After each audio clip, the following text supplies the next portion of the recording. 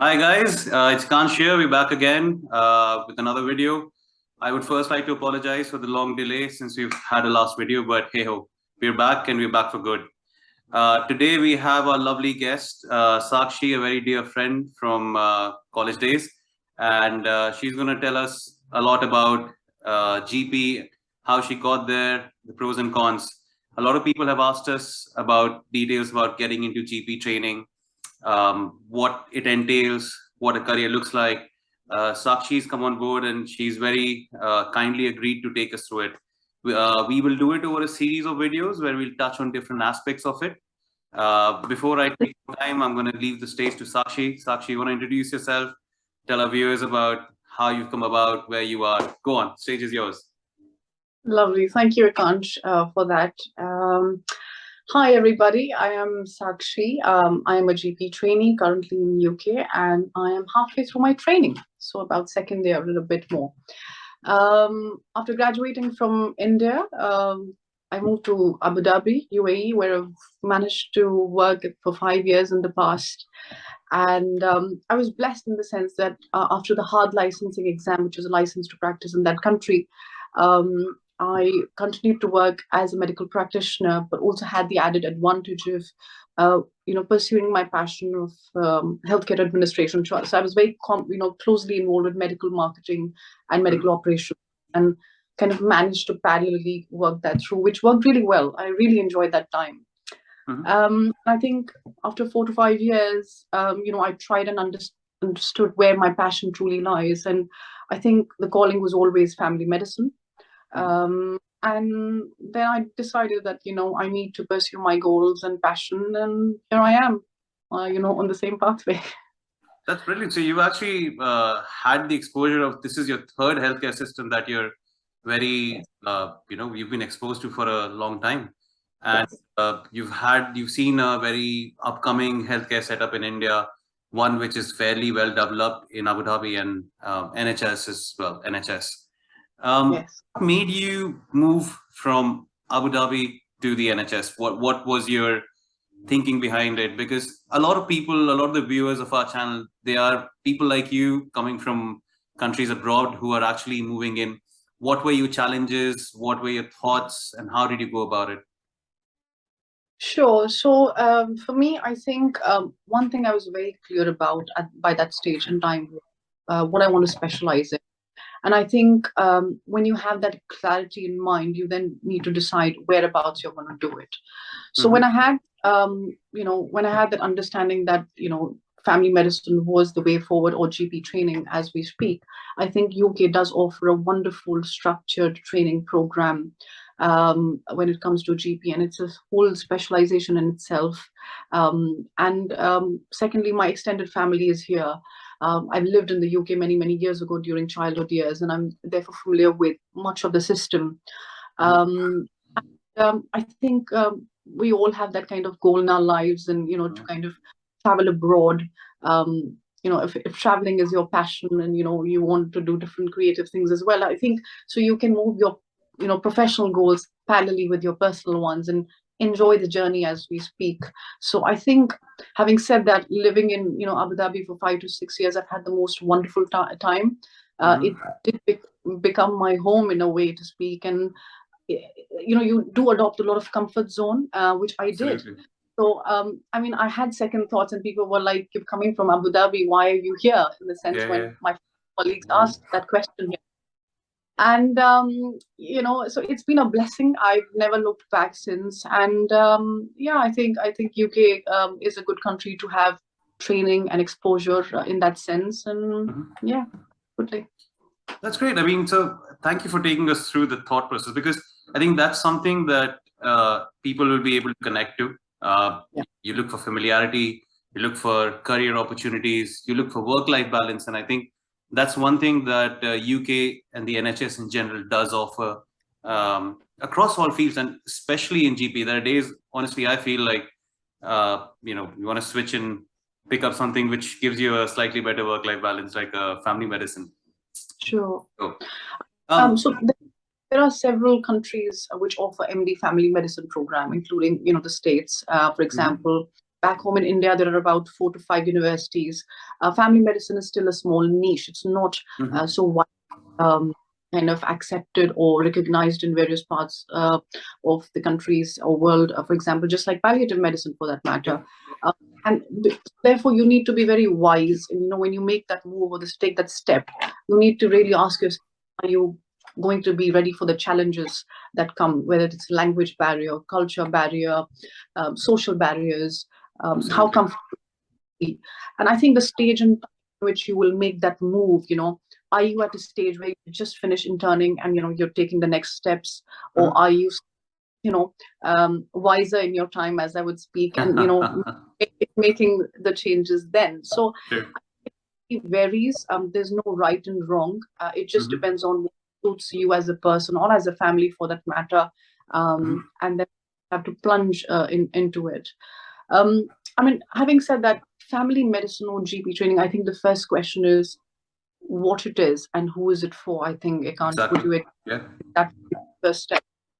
So in the UK, when we talk about training, this word training, people often don't understand when they're abroad, and they're like, what is this training? Ye kya cheez hai, you know? So training is very similar to the word postgraduate program or MD in family medicine. Okay, so what we call GP in the UK is actually family medicine in the States or back home. So it's a 3-year structured training program, and in family medicine, that's what GP program is. And then the question arises, who is it for? So family medicine is not for everyone. You need to understand yourself as a person, who you are. And so when I asked myself, how did I realize over these years that this was my calling, what I'm passionate about is, there were a lot of questions I had to answer myself. And that the first thing was, I realized that I am a very kind of community-centric person. I love being involved in the community and kind of primary care level kind of thing. Second thing was, I love the concept of being holistic. Now, when you're in certain specialized fields where surgical field, for example, things are pretty hands-on. It's intense. It's the other spectrum of this. But as a family medicine or a GP, I look at mental, physical, psychological, spiritual care, you know, as a complete when I talk to my patients. It's a part of what I give to my patients. So if you enjoy that, you know, then definitely it's for you. Your field encompasses the breadth, whereas fields become very, very tunnel vision, very focused. Exactly. So what we offer as family physicians essentially is the holistic and yet the family support. So for example, I do know of families. I know of the gentleman, for example, with his wife and the kids. I know of the birth in the family, yet sadly, you know, the time when, you know, so they had a loss in the family, or therefore the end of life care aspects and the bereavement and the palliative medicine aspects of things. So you really get a chance to establish a rapport with the people, with the families, and the desire to do it. Exactly. So which brings me to the next point, which is essentially continued care. And when you know of people and have a sense of familiarity, you know them, they know you as your go-to doctor in a way. It's a beautiful feeling. It's a very traditional concept. It's a comfort, the comfort of knowing that the other person knows you and you know them. It's a big... Yes, exactly. So, you know, your go-to doctor, or, you know, apne ghar ka doctor, or the typical family doctor. Absolutely. And yes, it is quite traditional in the sense of very that old-fashioned concept. But if it's you, then I think you're at the right place, and this is a specialty for you. So, So thank you for taking us through that bit, because I think that mindset thing is very important. It's, as you said, a GP training is not for everyone. For people like me who are slightly surgically inclined, who are more hands-on, I'd probably find my solace more in a surgical theater. I'd probably not fancy the GP training as much. So I think it's very important for people to identify, be very honest to yourself of who you are, and make your choices accordingly.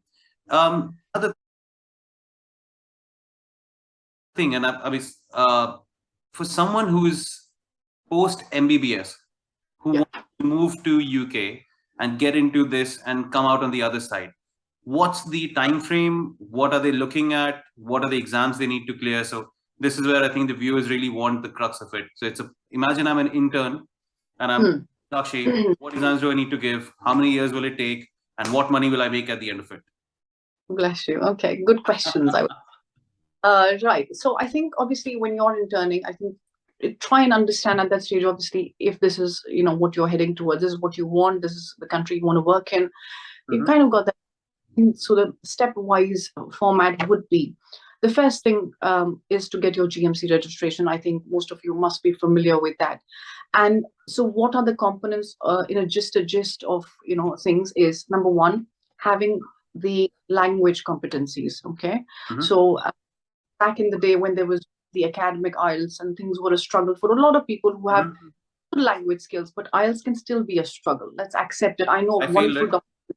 Yeah, bless you. And it is possible, absolutely possible. Imagine, we come from places where English is our prime language, and we have been fluent with it. We've probably given successful exams otherwise, and here we are failing IELTS, for example. So it is very common, it's very normal, and you should not feel, oh my God, what's happened kind of a thing here. And I know of some wonderful doctors, who are giving MRCP exams and whatnot, and just struggle with IELTS.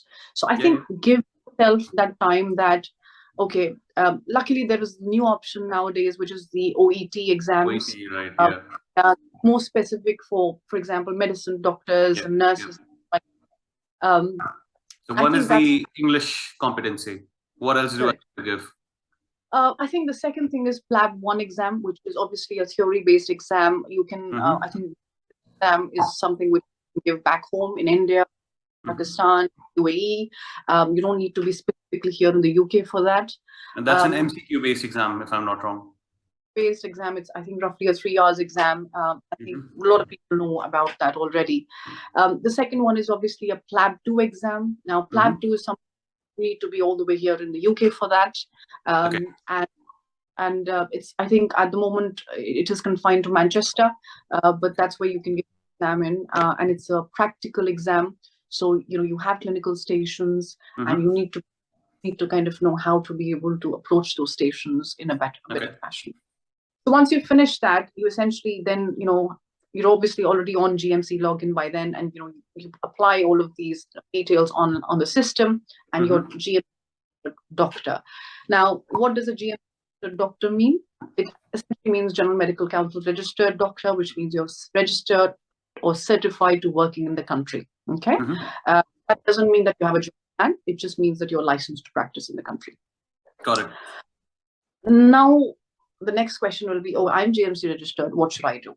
Okay. Yeah, so I've got my LTS, I've done my PLAB, I've got my GMC number. What job do what level do I start off at? Okay. Now, if you would suggest, and this would be very wise going forward, would be for applications of training programs, including that of GP training, they need at least 2 years of your job post MBBS. So 1 year is internship for sure, but then you need another year worth of experience. Now, this year worth of experience, you can have it back home in whichever part of the world that you're in. However, it will be wise and it will be useful if you get an added experience here in the UK. Okay. Now, I dived straight into training, but that was for several other reasons, and I've had some work experience before. But if you want to really understand the NHS, how system really works, if you really and just you're in a new country, you don't know anything. Yeah, absolutely. Medicine will not change no matter which part of the world you're in. The structure changes, how you respond to things, the medical ethical aspects, social aspects. In order to understand all of that, it's wiser to get work experience in the country. Absolutely. I think your next question was at which level, I guess, would be. So would I be an F1? Would I be an F2? Would I be GP early training level? So it's just trying to understand that bit. Well, sure. I mean, if you have finished internship, obviously, and you've got your degree back home, and if you're doing the first job here, is the FY2 job. Okay? FY2 job. Okay. But if you have got more than a year worth of experience in addition to your interning year back home, then you can apply trust grade level doctor job in any kind of specialty of your choice, medicine. So you'd be a CMT1, core medical trainee. Would that be? No, it's core trainee is different. Core trainee is when you become a training doctor. One, or it's basically a trust grade ST1 level doctor equivalent to what you and get. That could be in any specialty. It could be in any specialty. They obviously would look at a complete thing. Like, for example, they might look at your CV. They might look at med school results and how you performed your interview. So they might look at additional certain things. For example, they're very fond of, have you published in any papers? Have you done some elective programs or some kind of internship programs elsewhere? The kind of passion you have about something. So you can choose your job based on your interests and, So once you've done that job, you've done this, what exam do I sit to get into GP training? Right. Okay, so there is a whole set of timeline and this whole exam that's there. So there is an exam by the name of MSRA, or Multi-Speciality Recruitment Assessment Exam. And this exam is not only valid for GP training, but also for several other programs, which I'd like to kind of share about. I mean, emergency medicine, anesthesiology, radiology, pediatrics, obs and gynae, nuclear medicine. Orthopedics. Exactly. So I think we've all been there and done that essentially. And therefore, this exam, it's not for internal medicine, mind you. Internal medicine guys don't have to give MSRA exams. So the ophthalmology is another field. Ophthalmology does require MSRA, but certain specialties do not require MSRA. So you can see how they, are different from. So now, if we talk about, I just briefly go into MSRA, and then because there's a lot of it which we can kind of continue in the following. Absolutely. But just to kind of understand the gist and the timeline of things, so I'll be sharing certain websites and resources and under the link, just so that you can gather that information. So MSRA exam, in order for you to be eligible for this MSRA exam, what you need to do is apply online on a platform called ORIEL, ORIEL. It's an application, and the window opens in roughly about November. Each year things change here and there roughly, but it opens around November. And in the application, you have to submit certain things. They will check your competence. They will check whether you're GMC registered, your language competencies, your work experience, and there's something called as a CREST form, which you need to kind of fill and get it signed by a supervisor, all of which is in detail, and we'll talk about it in detail. Now, once you fill those forms, and if you have met the criteria, you will be invited for the MSRA exam. So mind you, MSRA exam is not like other exams where you're like, oh, hello, please, you can book your dates online, book your PLAB 1, book your PLAB 2, book your MSRA. MSRA is not something you can book by yourself. So it's only once you have been successfully competent or eligible rather for the ORIEL Part 1, then you're invited. Once you're invited for the MSRA, obviously, then you have your dates. You can pick and choose your dates. Round about December, January is when you can give this exam. I remember giving my Christmas time back then. And then in January, you have these results, or I think around February, you have these results which come out. And then March is where the offers are laid, that, this is your score. And mind you, results are competitive in nature, which means it's not like PLAB, okay? What it does mean is there is a ranking system, there's a scoring system, and what it does is that based on your rank, either you will be selected for GP training or not, okay? And what it also does is which place you get in. So, for example, the higher you rank, the more choice you have. As simple as that's how it is. Your preferences on, the specialty that you've chosen, as well as where you get, is based on the score that you get. So that's how it is. Absolutely. So everyone has to, besides the internal medicine guys, everyone else has to go through this MSRA exam and then get into GP training. Okay. I mean, yeah. of the other specialities, yes, do. Is Now, there? Yeah, go on. Sorry. Now, MSRA actually has undergone a recent change because of COVID, but I'd still lay out a basic structure of how this exam is. MSRA traditionally, at the moment, in fact, has a professional dilemma paper, which is about 50 questions, and, which is situational judgment based, and then there's a clinical problem solving paper as well. And each of them have around the same amount of weightage which has been given. We also back then, I remember, Ikansh, you must have given this exam, and did you not give the GP stage 3 exam, which was basically a written prioritization assessment? Did you do that? Do you remember? Not yet. Yeah. So yeah, we did have that, and that was the stage 3, which has been as of now scraped off because of COVID and things. But the practical, it has a written component to it and a stimulation where one-on-one session, and you have patient consultation and things. So that just to bear in mind, because at the moment it's not there, but maybe later on it just comes back into play. Yeah, and that's also an integral part of the MSRA scores, and you kind of combine together. Yeah. Okay, that's very helpful. We'll get into the actual GP training, the pros and cons, and how a day is like in the next video. I think we've covered quite a bit on the coming up to the GP training bit. You didn't answer my last question though. And before we back up, how much money can I make if I do? A lot of money. I think, to my understanding, it's the most well-paid specialty in UK. Is that correct or is that wrong? I see. The thing with GP training is I don't know whether it, because I've not really looked at it from a financial perspective. I'm one of those doctors who says work hard and the money kind of a thing. Money should follow.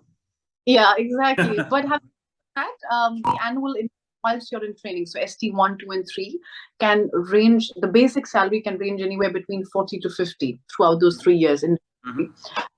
That's just the basic. However, once you step out and you are a GP, then it's between 60 and 90 thousand annually, basically, is what I. So yeah, if you continue to work in this part of the world, you are specialist in family medicine, you are a GP trainee, but I mean GP specialist. But when you go to different parts of the world, and if you do choose to go back home or UAE or India or wherever, you're essentially a consultant in family medicine. So things are, the terminology is different places. You only go up. The zeros get added at the end. Well, that's part of it, isn't it? I think that was very, very helpful, Sakshi. Thank you so much. I think you've really given us a very fair. In fact, I think I know more about this now than I've ever known as well. So it's been a big learning curve for me, and I'm sure anyone else who goes to this video will find it very informative. We will come back again. We will do another video with you. In the next one, we'll cover about what the GP training actually is, how it's structured, and what the options beyond once you finish your GP training. I think we've covered enough for one video. You want to add before we finish off this video?